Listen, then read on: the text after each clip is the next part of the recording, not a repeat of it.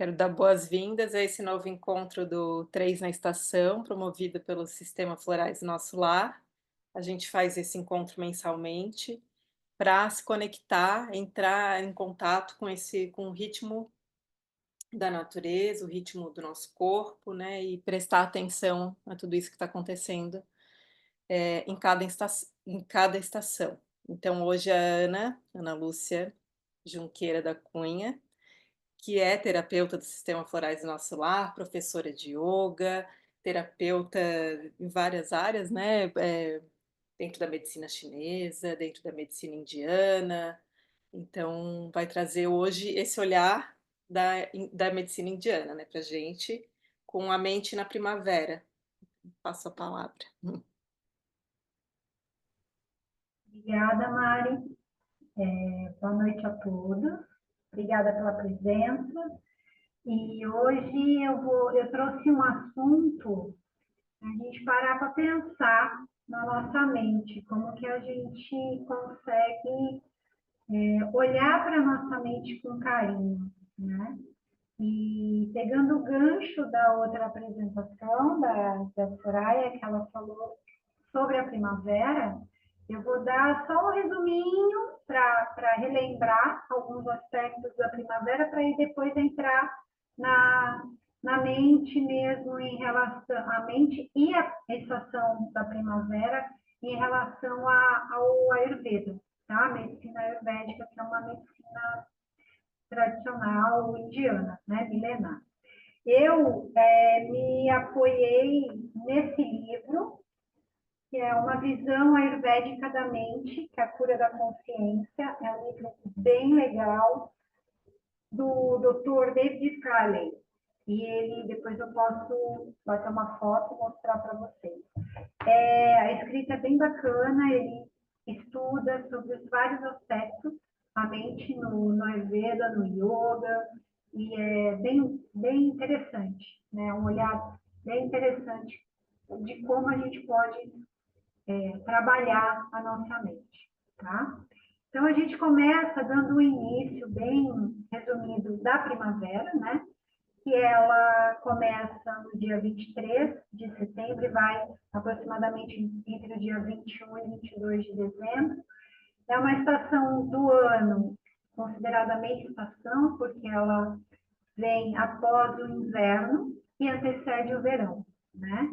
Então, como o outono, ela é considerada uma meia estação, caracterizada pela presença pelas flores, né, bem definida aqui no Brasil, e a temperatura ela é amena e úmida, porque chove um pouco além do normal, né, na primavera, porém os dias são mais floridos, né? E ocorre o equinócio, que é quando equi significa igual, né? Então é quando o dia e a noite têm a mesma duração, de 12 horas. No hemisfério norte acontece a primavera em março e no hemisfério sul a primavera acontece em setembro. E aí, o que ocorre? O equinócio, como que ocorre? O Sol, os raios solares, eles incidem na linha do Equador de forma perpendicular, iluminando de forma igual os dois hemisférios. Por isso que tem o mesmo número de horas, né? 12 horas de manhã e 12 horas à noite. Então, tá certo. E aí, a primavera, falando um pouco do Ayurveda antes, o Ayurveda ele é uma medicina tradicional, né, milenar indiana, que vai buscar o quê? Vai promover o... Só um momentinho que deu isso. Vai promover o quê? O equilíbrio e a saúde através da harmonia entre corpo, mente, espírito e o social, né? Considero que o bem-estar ele é alcançado quando os elementos naturais que estão dentro de nós estão em equilíbrio. Quais são esses elementos, né? São os elementos fogo, terra, água, ar e o éter. Por quê? Porque no universo, ele é composto por esses 5 elementos. E o que está no macrosistema está no microsistema, ou seja, o que está fora de nós está dentro de nós também. Então, da mesma forma que o universo é composto por esses 5 elementos, nós também somos, ok? E aí, a partir daí, a gente observa que as estações do ano ocorrem mudanças também. E isso sofre um impacto significativo na nossa saúde, né? Haja visto que, como a primavera, como eu já havia dito, ela tem características mais úmidas, frias, o que acontece de doença, né? Ocorre o quê? As pessoas começam a ter problemas no sistema respiratório, então há um aumento de processos alérgicos, de produção de muco nas pessoas, então ela está respondendo, o organismo dela está respondendo de acordo com o que está acontecendo com a estação. E aí cabe a nós olharmos para isso com um olhar de querer observar no sentido de o que eu posso fazer para que isso não ocorra comigo, né? O cuidar desse bem-estar interior nosso. E aí, cada estação, ela é associada com dosha, que é o que a gente diz, é o termo usado na medicina ayurvédica, que é o quê? É o tipo de energia que ocorre, são os elementos, e a energia que ocorre dentro de nós, tá? Pode mandar. Então, o ano é dividido em 3 doshas principais. É o vata, que é a presença numa porcentagem maior de ar e éter. O elemento pitta, que é fogo e água. E o elemento kapha, que são os elementos, e o dosha kapha, que são os elementos terra e água. Então, como eu já tinha dito, que a primavera ela está associada às qualidades frias, pesadas e úmidas, ela vai se direcionar aqui, ela caracteriza a esse dosha kapha. Por quê? Porque esse peso, essa umidade, essa congestão, remete ao quê? Ao elemento terra e ao elemento água, tá? Daí, essa congestão em excesso, congestão e a produção em excesso de muco, né? Fica tudo alojado nesse sistema respiratório. E aí, para manter o equilíbrio durante essa estação, que a primavera é uma estação de renovação, é essencial trazer esses ajustes para a nossa qualidade de vida, né? Através da alimentação, através de alimentação e estilo de vida, para quê? Para que ocorra essa diminuição desse excesso de kapha, que a gente fala. Então, procurar diminuir essa produção de muco e de peso, tá? Então, por quê? Porque todos nós, óbvio que nós temos, através de testes que a gente faz numa anamnese em Ayurveda, a gente faz alguns testes para identificar qual dosha que é mais característico, que tem uma porcentagem maior. Mas, mesmo assim, a gente tem os 3 doshas no corpo. Então, a gente cuida do nosso dosha kapha para que ocorra a diminuição desse peso, né? Para que não ocorra esse aumento desse peso. Fazendo uma dieta, tendo uma rotina diária mais equilibrada, né? Pode mudar, Mari, por favor.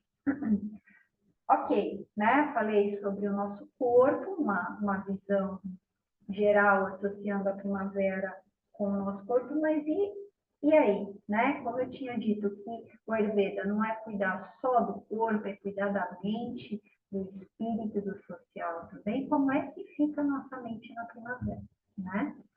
Então, a gente observa o mundo exterior através da mente. Até aí, ok. Só que, se nós observássemos a mente numa forma real, né, como realmente é, sem a inclusão de julgamento, de preconceitos, seria ótimo. Só que não é assim, né?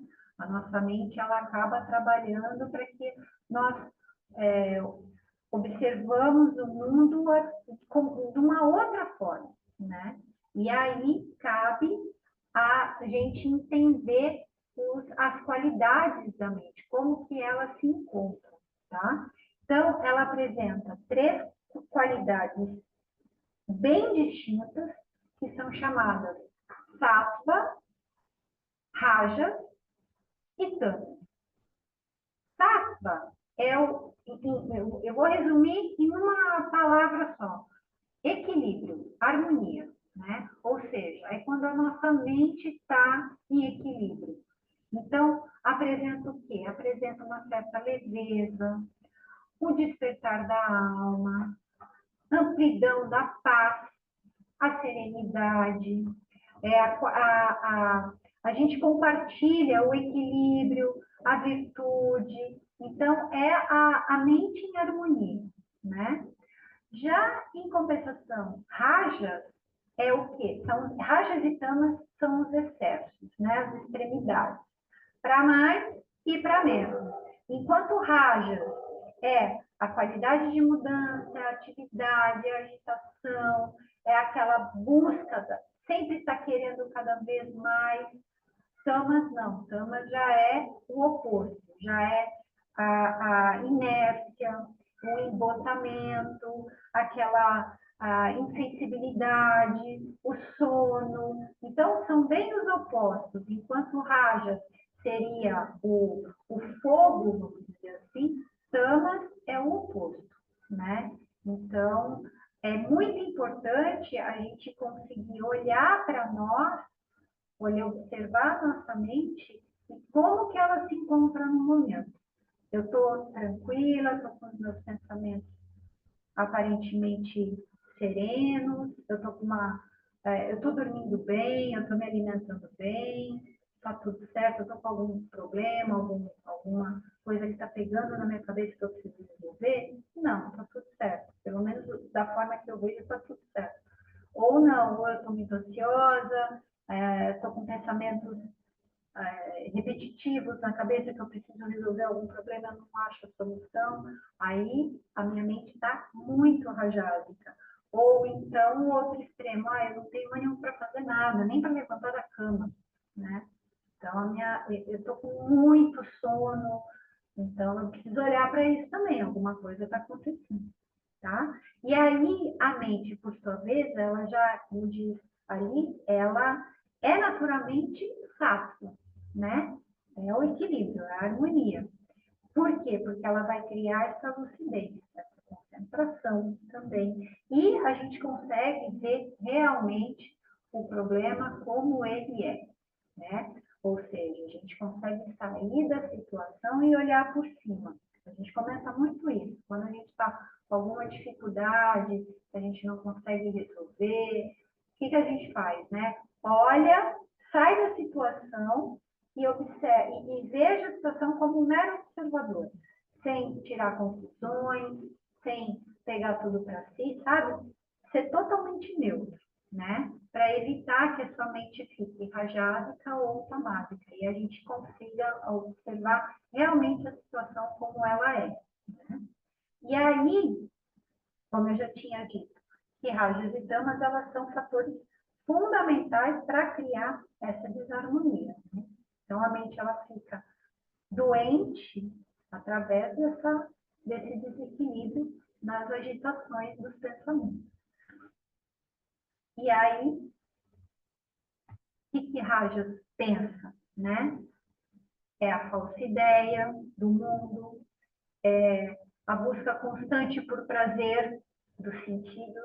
A gente nunca está satisfeito com as conquistas que a gente tem, a gente sempre quer mais e mais, acha que a felicidade está lá fora, não está aqui dentro. O que mais? Tem cria esse desejo da busca, que na verdade é uma ilusão, né? E tamas, por sua vez, é o quê? É o apego, é a estabilidade, é a ignorância no sentido de que não tem um certo estudo, né? Não procura estudar a respeito de determinada situação. A pessoa se fecha e não quer saber de mais nada, né? Ela não procura a solução. Né?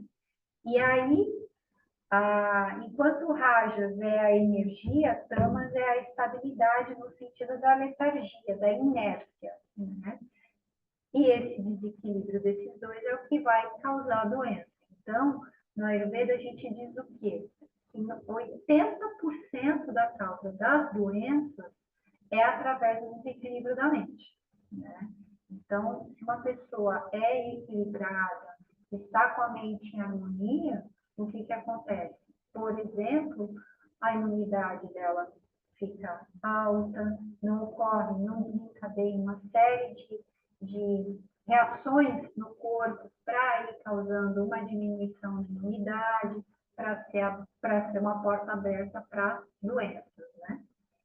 Então, as pessoas, né, os tipos de mentes nas pessoas. Existe, da mesma forma que eu falei do teste, para a gente identificar o tipo de doxa do paciente, não paciente, né, mas do interagente, a gente consegue, através de testes também, saber como que a mente está naquele momento.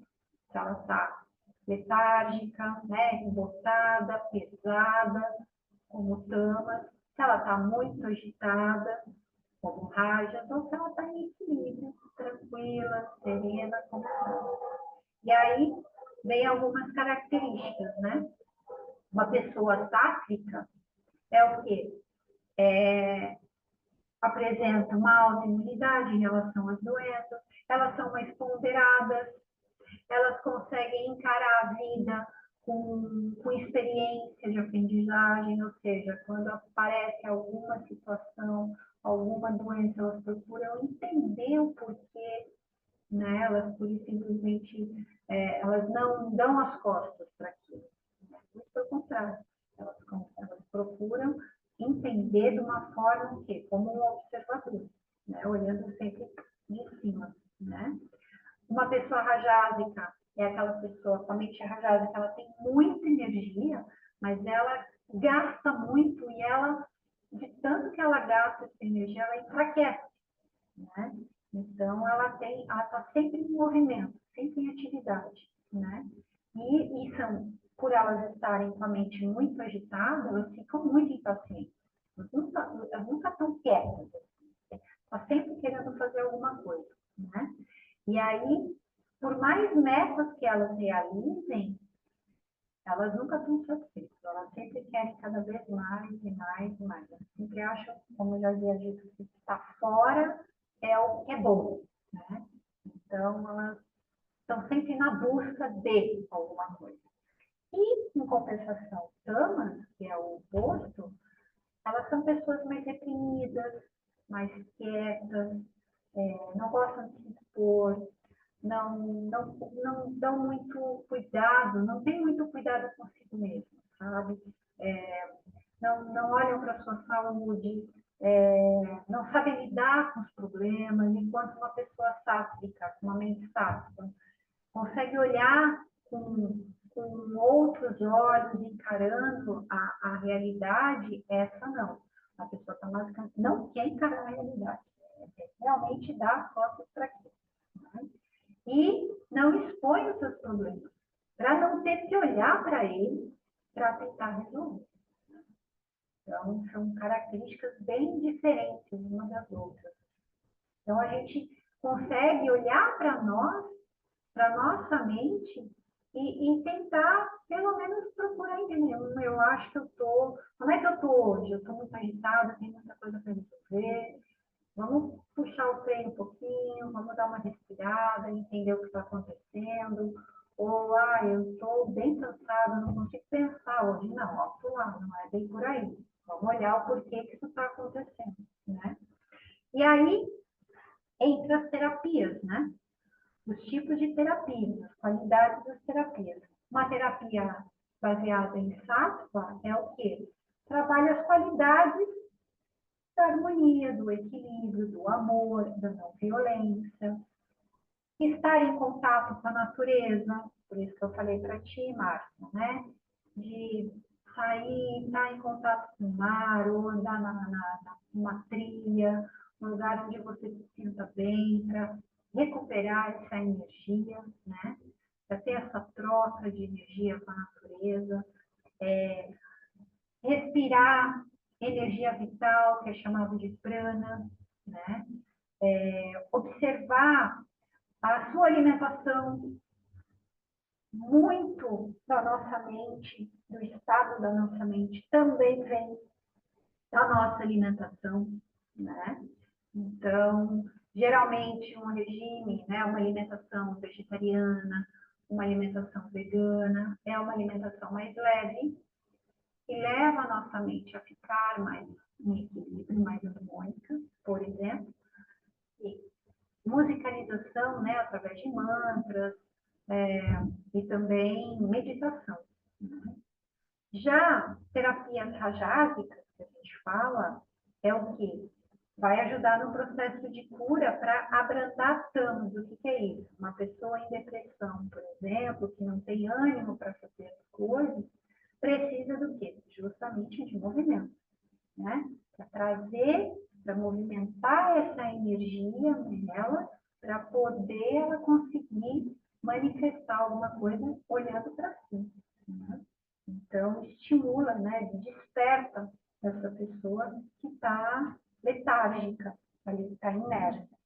E tamas, por sua vez, é muito difícil achar um processo de cura para tamas, tá? O que vai acontecer? São os extremos, ou seja, quando a pessoa está muito enérgica, está muito ansiosa, está em histeria, aí está com esse processo, com essa energia rajásica, o que ocorre? A pessoa precisa tomar alguns calmantes fortes para dar um sossega-leão, né? Que eu uso muito esse termo.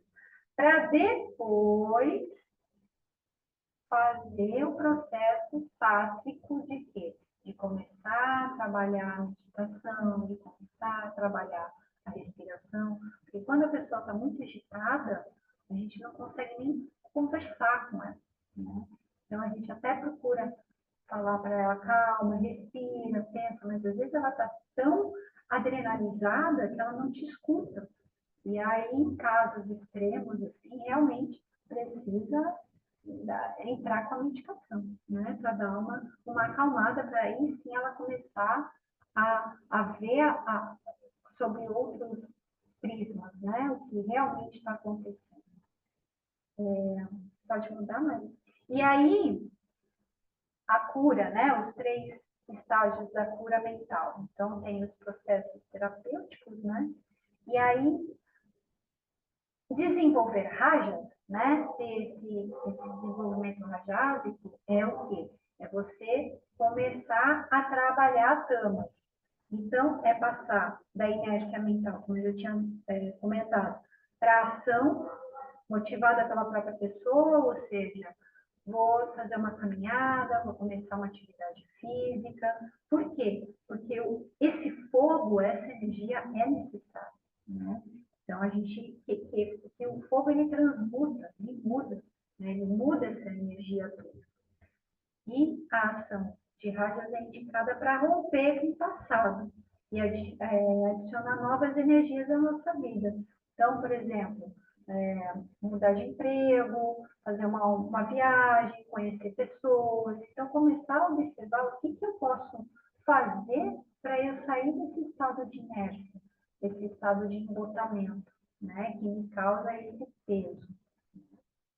E aí, essa seria uma cura pessoal, é você olhar para você e o que você pode fazer para que isso mude. E aí, quando você quer acalmar rajas e passar de rajas para tamas, ou seja, do agitado para o harmônico, para o equilíbrio, humanidade, por exemplo. Então, você passa da ação motivada pela própria pessoa para o serviço altruísta, ou seja, você começa a trabalhar para o outro, né? Como um voluntariado, por exemplo. Você já está em equilíbrio, né? Você está sereno, então, quando a gente está bem, é que a gente consegue se doar para o outro, né? Então, os impulsos e as motivações devem ser substituídos por um bem maior, né? Um voluntariado, por exemplo. Devemos deixar de lado o caráter pessoal dos nossos problemas e procurar entender a condição humana e o sofrimento alheio.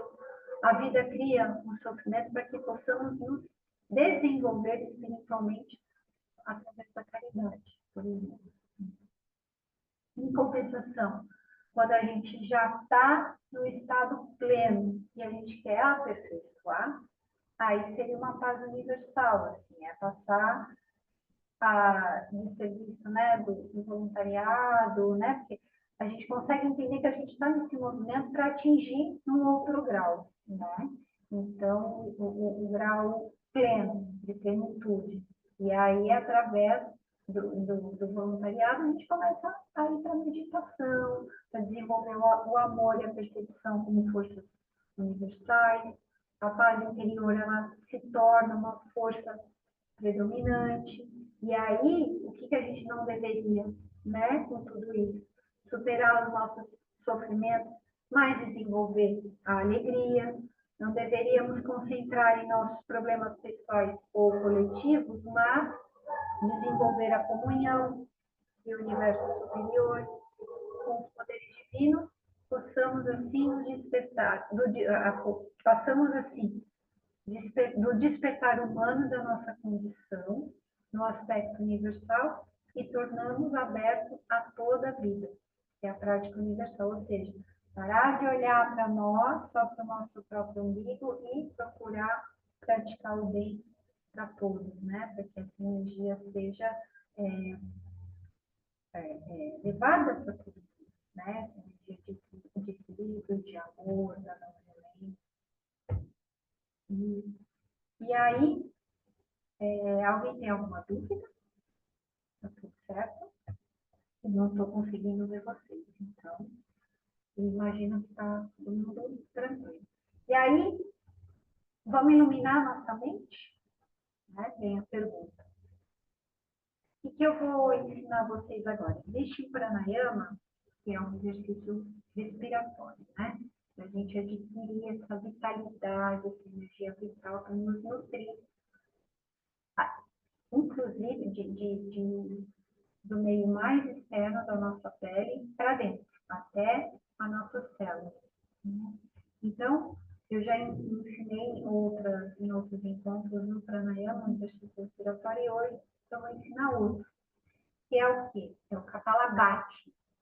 Kapalabhati significa crânio brilhante. Então, a gente imagina um crânio brilhante e estrelinha, né? Por quê? Porque é uma hiperventilação cerebral. Ou seja, antes de praticar alguma meditação, antes de começar a estudar, por exemplo, para ter foco e limpar a mente, primeiro limpar a mente para depois ter foco, o Kapalabhati, ele é um exercício bem legal, mas tem algumas contraindicações. Por exemplo, quem é hipotenso e gestante, né? Então, pessoas cardiopatas, não é legal fazer o Kapalabhati. Existem outras técnicas para respirar que têm o efeito de trazer foco, de acalmar a mente também. O Kapalabhati, ele vai promover o quê? Essa limpeza nessa região das narinas e vai, com essa hiperventilação cerebral, ela vai equilibrar o sistema nervoso, né? vai oxigenar melhor o cérebro. Então, vai produzir essa sensação de leveza, dependendo até do dia, você vai se sentir bem, né? Além de purificar os pulmões. Então, limpando a mente, traz o que? Essa autoconfiança e a capacidade do comando sobre a mente, ou seja, quando a mente está muito turbulenta, a gente está no olho do furacão, não consegue resolver nada. Então, fecha os olhos, começa a respirar. O exercício pode ser esse Kapalabhati ou outros pranayamas, para aí sim a gente conseguir organizar os pensamentos. Né? Então, como que é essa respiração? Ela se inicia através de uma inspiração lenta, onde a gente vai procurar inspirar em 4 tempos. E aí, quando for exalar, a gente exala de uma só vez. Como se a gente tivesse, é até um pouco grosseiro falar, mas é como se a gente estivesse levando um soco no estômago. Então, a gente inspira e exala rápido. Com os olhos fechados, a gente começa a inspirar, exala rápido.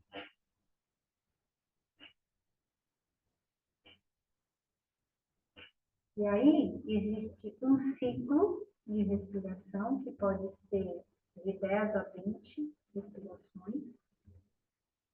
E aí, depois dessas 20, né, respirações, dá um tempo, respira novamente de forma mais tranquila, inspirando e exalando. E aí, se achar que precisa fazer mais uma vez, pode fazer. Então, geralmente, quando a mente está muito agitada, é bom fazer pelo menos 3 ciclos, de 10 a 20 repetições. Isso vai ajudar muito a mente a dar uma limpada, uma acalmada. A sensação de leveza vai ser bem bacana e aí sim tu vai conseguir olhar para a situação com outros olhos, de uma forma com a mente mais tranquila. Vocês querem fazer um teste para ver se vocês sentem alguma coisa? A gente pode fazer um ciclo de 10, por exemplo, só para vocês entenderem como que faz. Pode fazer tanto de manhã quanto à noite. Também é bacana.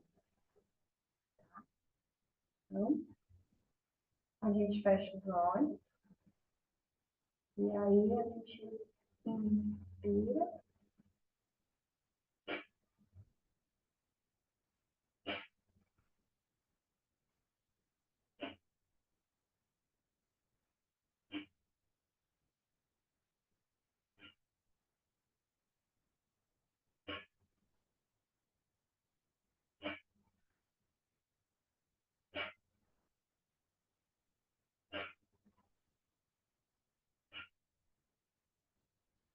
Desce respirações, dá uma acalmada, faz algumas respirações profundas.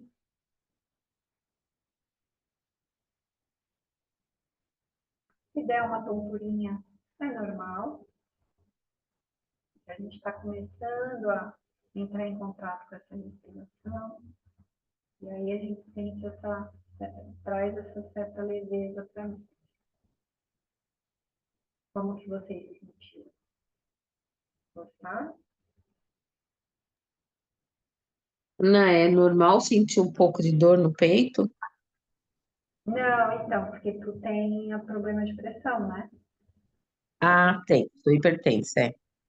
Então, Mas foi pouco, nada confortável, assim, mas tive um pouco, sim.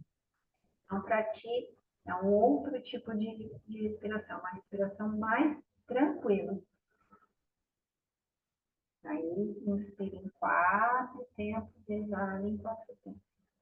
Aí, se quiser o Nadishodhana, a gente coloca o dedo anelar para estimular esse ponto, que é o chakra frontal, né? Que no Ayurveda é um ponto, uma arma também para acalmar, e na acupuntura também.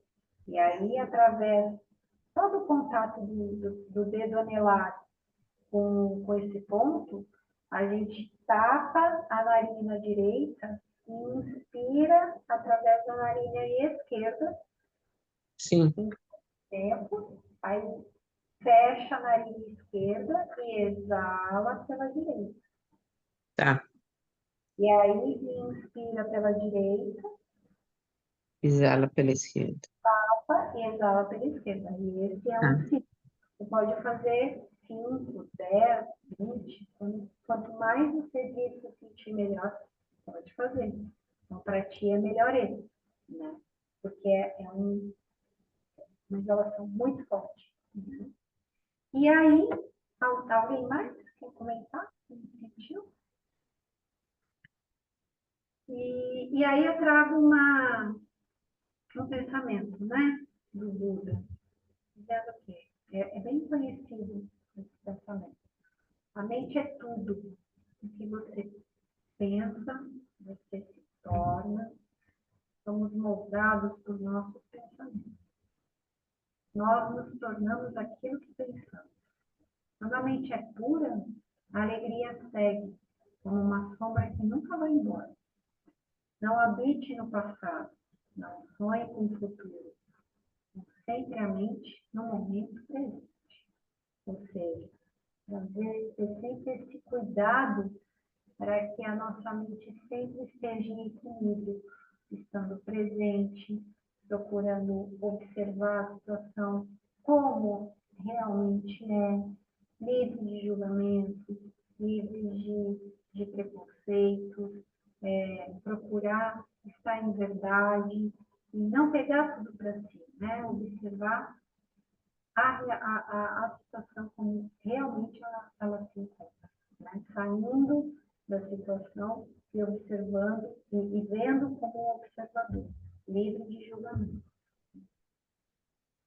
Então é isso, gente. Falei um pouquinho, né, sobre o estudo, sobre a qualidade da mente. A gente trabalha muito no Ayurveda, tanto no Ayurveda quanto no Yoga. E no Yoga a gente observa a mente dos alunos e através daí a gente consegue, numa aula de yoga, fazer um pranayama para ir acalmando, dando algumas posturas mais intensas para uns ou mais tranquilas para outros. Então, a gente consegue associar o Ayurveda com o yoga, porque eles são bem ligados, né? Então, é muito legal. E aí era o que eu tinha para falar, assim, de uma forma bem curiosa, assim, né? Bem simples, mas quanto mais a gente aprofunda, mais que coisa, porque aí, nesse livro, diz vários exercícios de meditação, como que a gente olha quando a mente está muito apegada, como que a gente faz para que a mente se desapegue dos órgãos dos sentidos, ou seja, prepara sua mente para a meditação, como a mente consegue enxergar o que não é seu e o que é seu, sabe? Procurando cuidar com os apegos, com as ilusões. É bem bacana. Então, eu indico